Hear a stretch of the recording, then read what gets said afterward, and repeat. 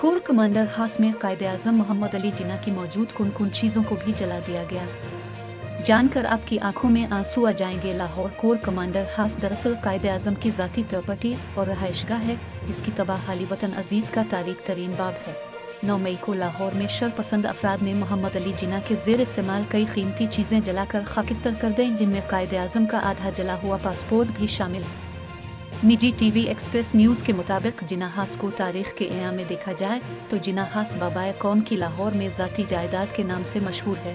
कायदे-आज़म मोहम्मद अली जिन्ना ने ये प्रॉपर्टी 1943 में मोहन लाल भासन से खरीदी। जिन्ना हास की प्रॉपर्टी पहले ही बरतानवी फ़ौज के ज़ेर इस्तेमाल थी। ये रहायशगाह पाक व हिंद से पहले फ़ौजी हुक्काम के इस्तेमाल के लिए तलब की गई।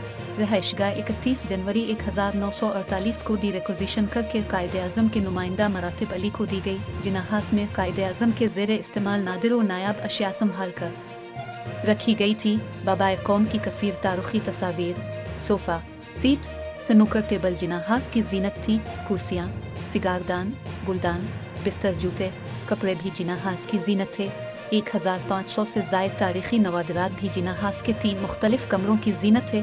ये सब कुछ 9 मई से कब्ल तक बिल्कुल महफूज था, लेकिन शरपसंदों ने उन तमाम नवादरात को उनकी अहमियत जाने बगैर ही जलाकर खाकिस्तर कर दिया। जिन्ना हास की बाकी मानदा अशिया में जली हुई चंद दीवारें हैं। कायदे-आज़म का आधा जला हुआ पासपोर्ट भी है, जो मनहस अलकौम अपनी बेबसी का सवाल करता रहेगा।